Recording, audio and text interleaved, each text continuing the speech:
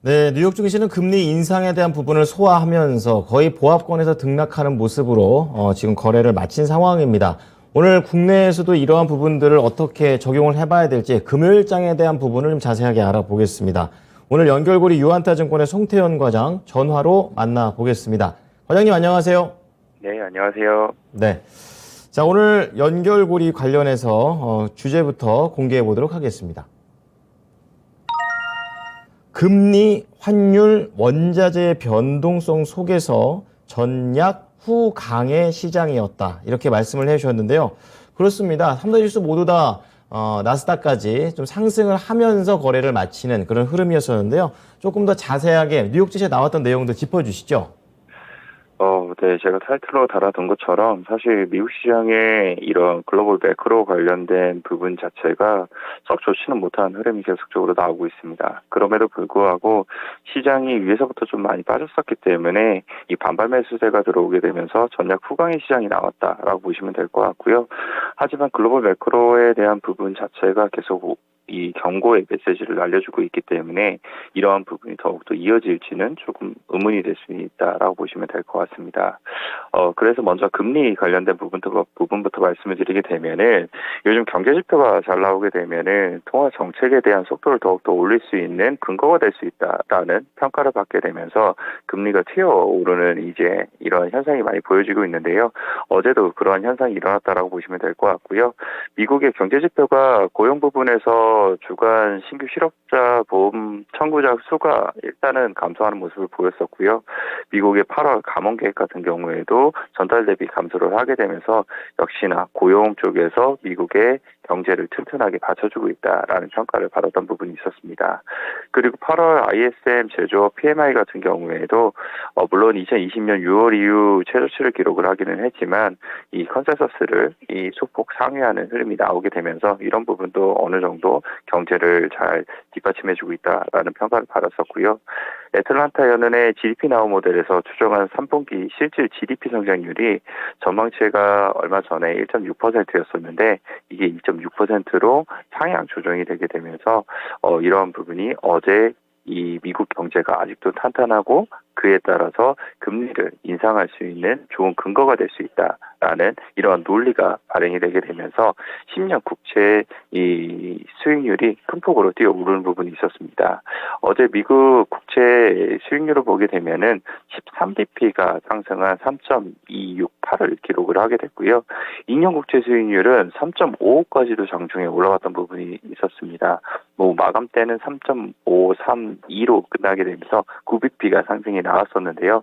그만큼 금리 인상 관련돼서 더욱더 9월달 75bp에 대한 확률이 높아지고 있다라고 보시면 될 것 같고요. CME 패드워치에서도 이런 부분을 반영을 하게 되면서 75bp 인상 확률이 소폭 조금 더 올라간 74%를 기록을 하게 되고 50bp 인상 같은 경우에 26%를 기록을 했던 부분이 있었습니다. 그래서 금리가 계속적으로 올라오게 되면서 기술주라든지 아니면 반도체 관련된 종목들이 계속적으로 하락 압박을 받고 있다라고 보시면 될 것 같고요. 환율에 대한 부분도 상당히 위험을 나타내고 있는데 그 부분 중에 하나였던 것이 미국의 경제 지표가 상당히 잘 나왔었는데 반대로 유럽의 경제 지표는 상당히 좀 좋지 못했습니다. 이 영국의 8월 제조업 PMI라든지 아니면 8월 유로존 제조업 PMI 같은 경우에 최저치를 기록을 하게 되면서 상당히 미국 경제 대비 유럽 경제가 아직도 좋지 못하다라는 이러한 인식을 조금 더 줬던 부분이 있었었고요. S&P 글로벌에서는 유로존 제조업 PMI를 이제 발표한 이후에 향후 몇 개월 동안 경기 둔화세는 더 심화될 가능성이 있으며 이는 유로존 경기 침체의 위험이 증가했음을 의미를 한다라는 이러한 평가를 내렸습니다. 이렇게 되면서 유로하고 이제 달러와 페러티는 다시 한 번 더 깨지는 흐름이 나왔었고요.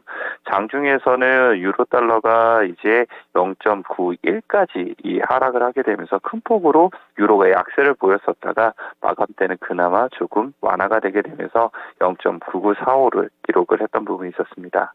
반대로 달러 인덱스 같은 경우에는 다시 한 번 더 강세를 나타냈고요. 전일보다 0.8% 상승한 109.671을 기록을 하게 됐고요.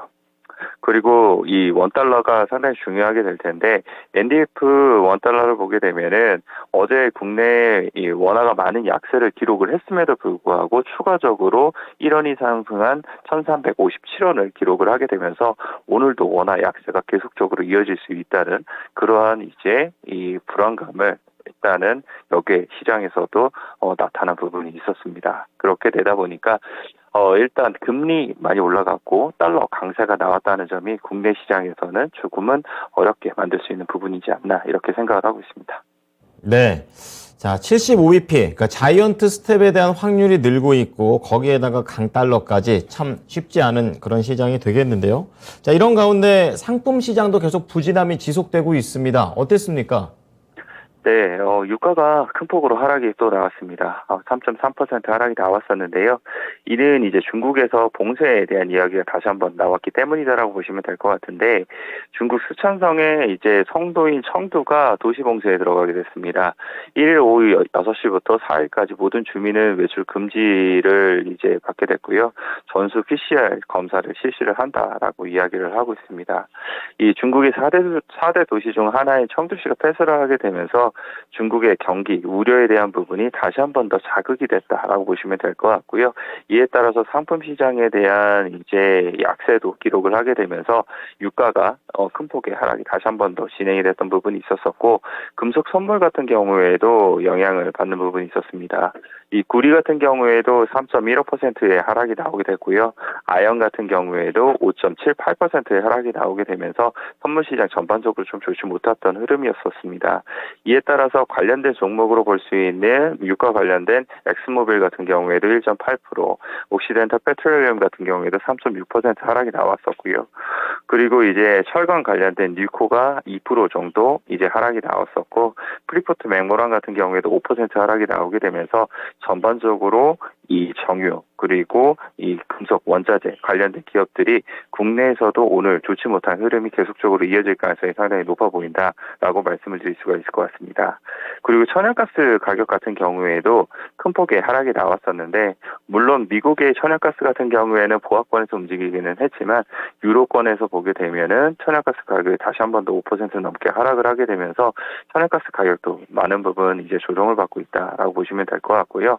다음 주 퇴임을 앞둔 보리스 존슨 영국 총리 같은 경우에는 이 자국의 원전 관련돼서 1.1조 원의 투자를 약속을 하게 되면서 이러한 부분, 원전에 대한 부분을 다시 한 번 더 언급했던 부분이 있었다라고 보시면 될 것 같고요. 스페인 같은 경우에는 천연가스 가격에 대한 부분을 조금이라도 낮추기 위해서 천연가스에 부과하는 관세를 일시적으로 21%에서 5%로 하향 조정을 하겠다라고 이야기를 했습니다. 이렇게 되다 보니까 결국 천연가스 관련된 미국에 상장된 기업인 대건 에너지 같은 경우에도 3.5% 정도의 하락이 나왔었고요. 시니어 에너지 같은 경우에도 한 2% 정도의 하락이 나오게 되면서 국내에서도 천연가스 관련돼서 가격 상승으로 수혜를 받았던 신재생 에너지라든지 아니면 조선이라든지 이러한 이제 관련된 종목들이 오늘도 약세를 기록을 할 가능성이 상당히 높아 보인다. 이렇게 말씀을 드릴 수 있을 것 같습니다.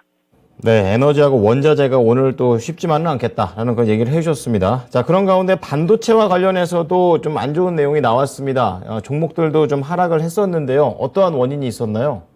네, 이것은 사실 국내 시장에 일부 반영이 됐을 겁니다. 엔비디아가 전일 시장에 장마감한 이후에 나왔던 내용이었었고요. 시간에 하락했던 것이 국내 시장에서도 영향을 미쳤던 부분이 있었습니다.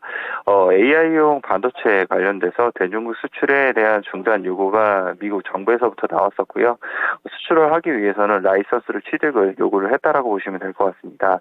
이번 조치로 엔비디아가 약 4억 달러 정도의 손실이 예상이 된다라는 이야기가 나왔었고요. 뱅크 오브 아메리카에서는 엔비디아가 게임 사업 부분의 부진 등으로 이미 실적 악화 전망이 되고 있었었는데 이러한 정책으로 인해서 추가적인 악재가 더 나오게 되면서 향후 전망을 불투명하게 만든 요소였다라고 이 평가를 내렸습니다. 그래서 엔비디아라든지 AMD 같은 경우에 큰 폭의 하락이 나오기는 했지만 다른 반도체 관련된 기업들은 역시 전략 후강의 시장 흐름과 발을 맞추게 되면서 많은 하락폭을 낙폭 만회했다라고 보시면 될 것 같고요. 국내와 관계가 있는 마이크론 테크놀로지 같은 경우에는 오히려 이 플러스로 전환을 하게 되면서 1.4% 정도의 상승이 나왔던 부분이 있었습니다.